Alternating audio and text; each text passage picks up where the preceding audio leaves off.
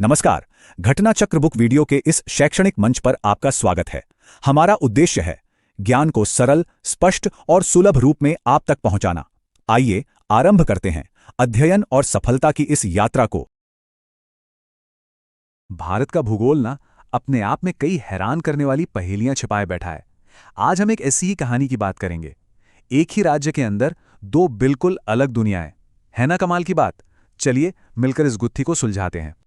तो चलिए सीधे सवाल पर आते हैं। सवाल ये है कि भाई भारत का ऐसा कौन सा राज्य है जहां आपको ट्रॉपिकल एवरग्रीन फॉरेस्ट यानी उष्णकटिबंधीय सदाबहार वन और टेम्परेट कॉनिफरस फॉरेस्ट यानी शीतोष्ण शंकुधारी वन दोनों एक साथ मिल जाएं। ऑप्शंस हैं उत्तर प्रदेश, तमिलनाडु, जम्मू कश्मीर और उत्तराखंड। अब जरा सोचिए, सुनने में यह सवाल शायद आसान लगे, पर यह उतना सीधा है नहीं, और इसका जवाब वो भूगोल के एक बड़े मजेदार कॉन्सेप्ट में छिपा हुआ है। अब इस पहेली को सुलझाना है तो कुछ सुराग तो चाहिए ही होंगे, है ना? तो ये रहा हमारा पहला क्लू, हमारी उष्णकटिबंधीय दुनिया। उष्णकटिबंधीय सदाबहार वन, जैसा कि नाम से ही जाहिर है, ये वो घने मल्टीलेयर्ड जंगल होते हैं जहां बारिश बहुत ज्यादा होती है। और इनकी सबसे खास बात पता क्या है? यहाँ के पेड़ पूरे साल, जी हां, पूरे साल हरे भरे रहते हैं। ये जंगल एक तरह से हमारी धरती के फेफड़े हैं, लाइफ से भरपूर।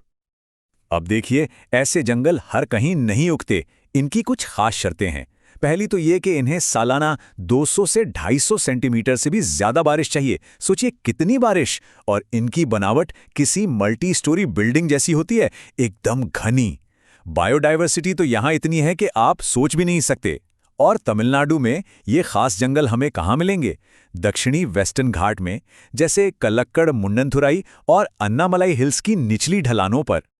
ठीक है, तो पहला सुराग तो हाथ लग गया। अब चलते हैं अपने दूसरे क्लू की तरफ, जो पहले वाले से एकदम उल्टा, बिल्कुल ऑपोजिट है। शीतोष्ण क्षेत्र। ये है मॉन्टेन टेम्परेट फॉरेस्ट यानी पर्वतीय शीतोष्ण वन। ये आपको मिलेंगे ऊंचे ऊंचे पहाड़ों पर, जहां मौसम ठंडा रहता है। और यहां की पहचान क्या है? वो नुकीली पत्तियों वाले शंकुधारी पेड़, जो ठंडी आबोहवा के आदी होते हैं। ये जंगल वो गर्म और नमी वाले ट्रॉपिकल जंगलों से बिल्कुल ही अलग हैं। तो इनकी सबसे बड़ी पहचान है पाइन जैसे कॉनिफरस पेड़ों की मौजूदगी। इन्हें चाहिए ठंडा टेम्परेट मौसम, जो जाहिर है काफी ऊंचाई पर ही मिलेगा। अब तमिलनाडु में कहाँ मिलेंगे?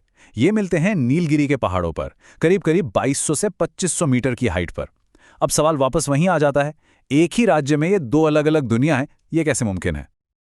और यहीं पर हमें वो कनेक्शन मिलता है, वो जादुई कड़ी जो इन दोनों सुरागों को एक साथ जोड़ देती है। और वो क्या है? वो है ऊंचाई का रहस्य।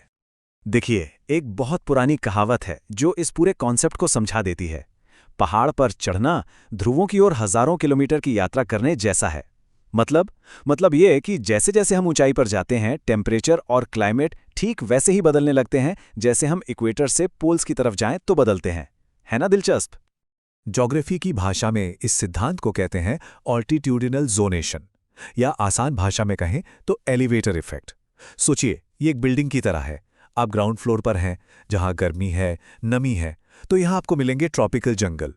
फिर आप एलिवेटर लेकर ऊपर चढ़ते हैं। जैसे जैसे ऊंचाई बढ़ती है, टेम्परेचर गिरता है, माहौल बदलता है। और जब आप टॉप फ्लोर पर पहुंचते हैं, यानी ठंडे ऊंचे इलाकों में, तो वहां आपको मिलते हैं पर्वतीय शीतोष्ण वन। तो अब जब ये राज हमारे सामने खुल चुका है, चलिए अपने असली सवाल पर लौटते हैं। आखिर इसका जवाब तमिलनाडु ही क्यों है? चलिए अब बाकी ऑप्शंस को एक एक करके हटाते हैं, जिसे कहते हैं ना एलिमिनेशन राउंड। सबसे पहले उत्तर प्रदेश। ये एक मैदानी राज्य है, तो यहां ना तो ट्रॉपिकल फॉरेस्ट है, ना ही टेम्परेट, तो ये तो गया। फिर आते हैं जम्मू कश्मीर और उत्तराखंड। ये हिमालयी राज्य हैं, तो यहां आपको टेम्परेट शंकुधारी जंगल तो मिलेंगे, लेकिन ट्रॉपिकल एवरग्रीन वाले नहीं। क्यों?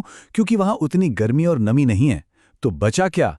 हमारा सही जवाब तमिलनाडु।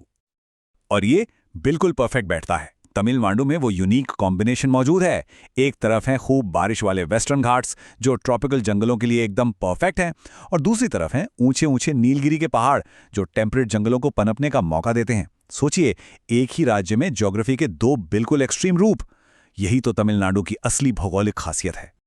तो इस पूरी बातचीत से एक बात तो साफ है, ज्योग्राफी सिर्फ मैप्स पर खींची लकीरें नहीं होती। ये एक ऐसी ताकत है जो असल में जिंदगी को आकार देती है। और एक बड़ा सवाल भी पीछे छोड़ जाती है।